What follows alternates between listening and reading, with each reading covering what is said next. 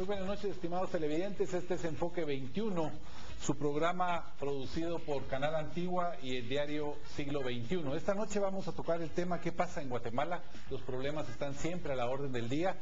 Está con nosotros Luis Linares, él es director adjunto de Así es, la institución que se dedica al análisis de asuntos políticos, económicos y sociales en Guatemala. Con él vamos a conversar sobre los principales problemas que tenemos en nuestro país, que si los vemos de una repasada tal vez superficial y muy rápida, podemos ver que la inseguridad continúa, la corrupción aflora de nuevamente en Guatemala, la conflictividad social ha estado a la orden del día y para colmo de males tuvimos un terremoto que nos ha creado también nuevos problemas, sin olvidar que la impunidad persiste, que en el Congreso de la República las leyes se aprueban de manera antojadiza y con intereses muy particulares, todo lo cual nos presenta un panorama bastante complicado en este fin de año para Guatemala. De eso vamos a conversar con Luis Linares. Luis, mucho gusto. Gracias por aceptar Gonzalo. siempre la participación en Enfoque 21. Gracias a ti por la invitación. Quisiera que tal vez viéramos primero lo que opina la gente sobre la situación y la problemática nacional, cómo lo mira la gente de la calle. Es importante la opinión. Veamos primero la opinión de la gente en la calle.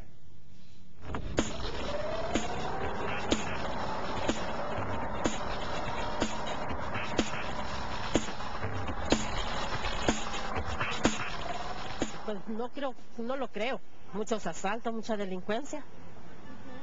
En general, no mucho. Por todas las cosas que pasa, pues, inseguridad. Pues para mí no, porque mucho desempleo. Mucho desempleo. No, de ninguna manera, porque mucha violencia, señorita. No, porque en primer lugar mucha violencia y la situación económica que todo el mundo está afectando. Estamos estancados. 100% positivos, vamos por bien camino. Que primero, mucha delincuencia, mucho ladronismo, todo. ¿Podría ser desempleo? O sea, nadie se preocupa por los demás. Fíjese que a uno de mayor ya lo marginan. Piensan que porque uno ya está grande no puede trabajar. Yo he buscado trabajo y no he hallado. Yo ya tengo 51 años. Mi esposo tiene ya casi como unos 5 o 6 años de no trabajar y tampoco, porque ya estamos viejos, ya no hallamos trabajo. Y sí tenemos que comer. Pues ahorita las extorsiones, más que todo. La economía y la inseguridad. La inseguridad y la economía. Ay, los políticos nunca se ponen de acuerdo.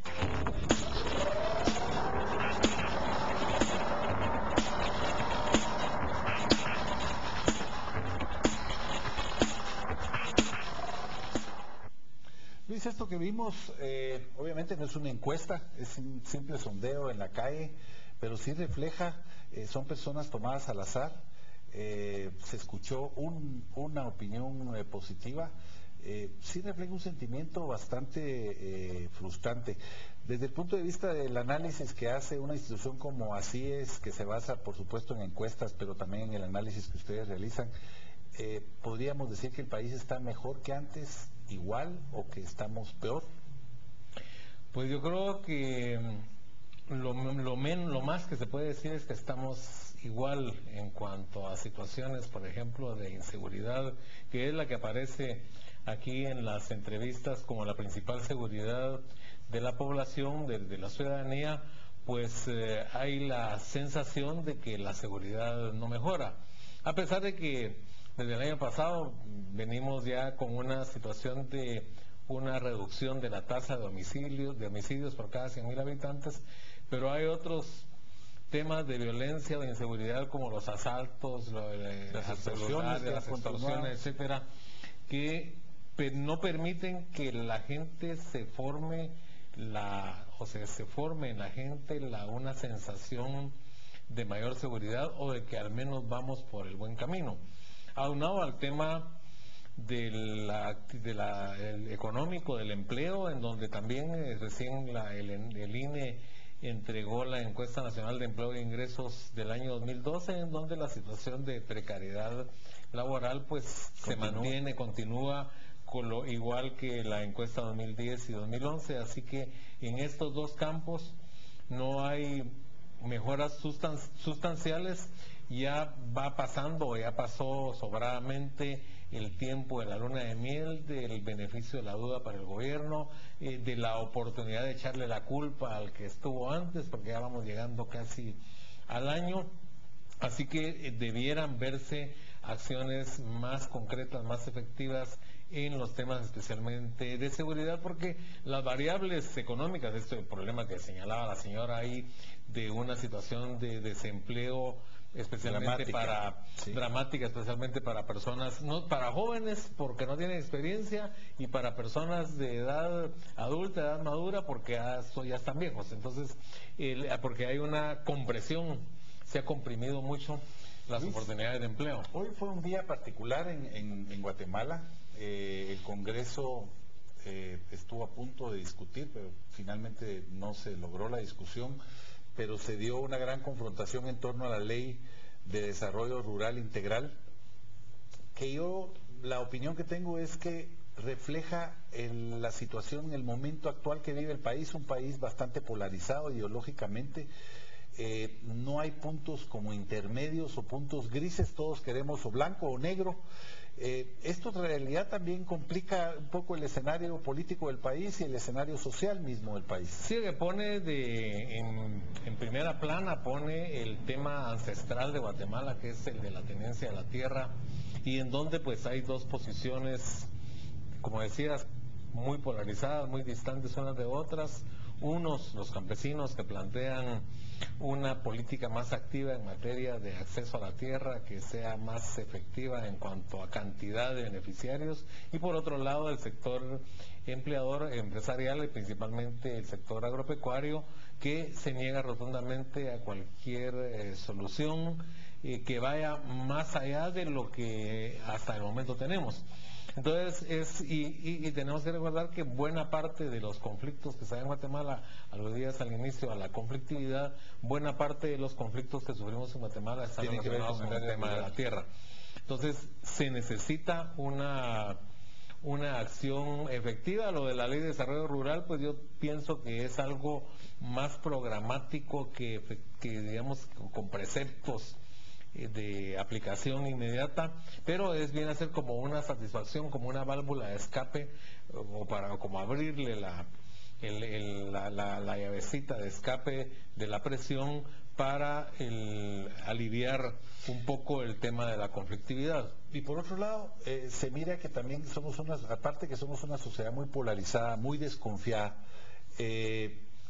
tampoco recurrimos a la vía del diálogo, de la transparencia, porque otra vez esta ley se dijo que fue muy discutida, pero en realidad cada uno de los sectores mantuvo sus posiciones, nunca hubo un debate público abierto y nunca se plantearon soluciones intermedias de parte de uno y de otro.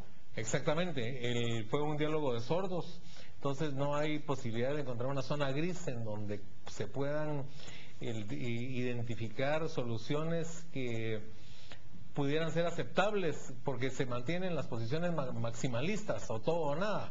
Entonces ahí es muy difícil alcanzar acuerdos, y realmente los dos sectores debieran de adoptar una posición de ceder en aras de reducir la conflictividad y evitar que esto se agregue a los problemas de seguridad que tenemos con acciones que vayan, digamos, de presión, que van más allá del ejercicio pacífico del derecho de manifestación, como ahora ha sido con las marchas campesinas, pero también pueden darse otro tipo de situaciones como ocupaciones, bloqueos, que también se han dado. Y que pueden perfectamente incrementarse. Y el otro tema es el creciente deterioro de la credibilidad del gobierno por el tema de la transparencia y de manejos de algunas áreas de inversión del Estado, especialmente Fonapaz, recursos de los temas de la deuda flotante, etcétera, que deterioran la imagen del gobierno y la confianza que se tiene en la ciudadanía, y donde muchas denuncias que se dan en los medios de comunicación no tienen una respuesta, no tienen un seguimiento que le permita a la ciudadanía tener confianza en que esos problemas de corrupción están siendo atacados y que hay una voluntad efectiva del gobierno para erradicarla. Vamos a ir al primer corte comercial, Luis. Inmediatamente vamos a continuar con el tema precisamente de la corrupción, para ver, porque es un mal que nos viene aquejando si analizamos la nueva época democrática desde 1986 hasta la fecha, ningún gobierno ha salido con las manos limpias y lamentablemente pues ese ha sido un tema recurrente en cada una de las administraciones. Vamos con un corte comercial, volvemos inmediatamente y usted no se mueva para seguir escuchando y tratando de que a través de Enfoque 21 podamos entender qué nos pasa aquí en Guatemala con tantos problemas que nos agobian.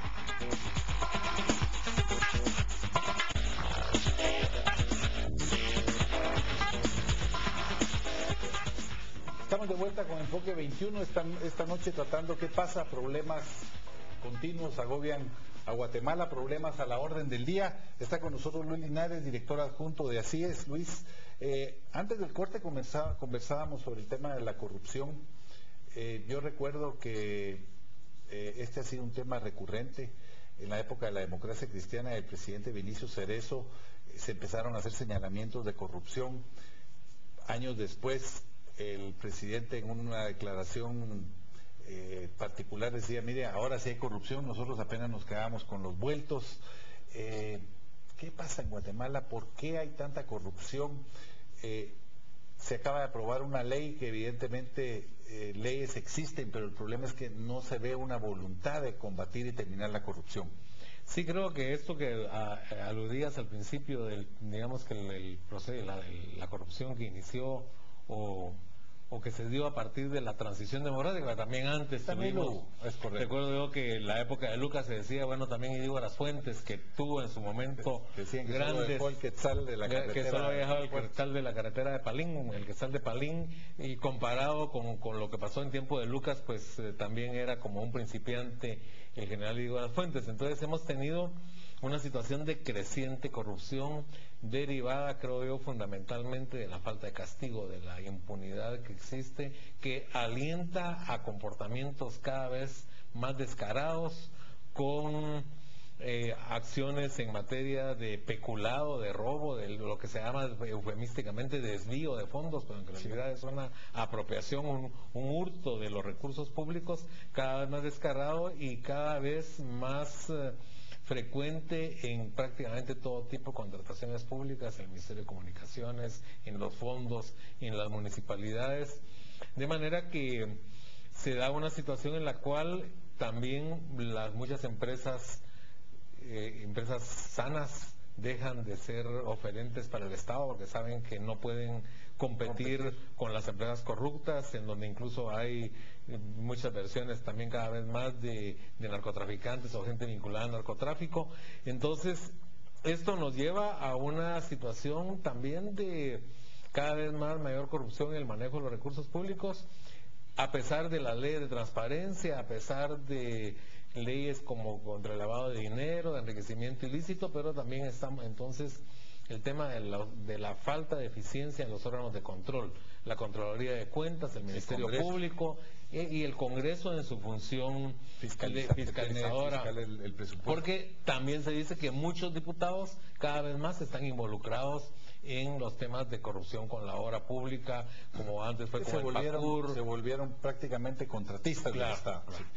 Hay un tema, por cierto, Luis, que llama la preocupación. Ayer la diputada Ninette Montenegro y los diputados de Encuentro como Guatemala sostuvieron una reunión con la Contralora General de Cuentas y se habló de una lista negra de ONGs. Estas ONGs lo que se utilizan es como fachadas para corrupción, pero lo curioso es que no se da a conocer la lista negra, y eso cuando decimos lista negra son las peores, porque no quiere decir que las demás no sirvan para... Sí, porque se ha pervertido el sentido de las ONGs a volverlas intermediarias para eludir los procesos de cotización y de licitación en la adquisición de bienes y de servicios del Estado. Y a la luz de esta corrupción y de esta situación, obviamente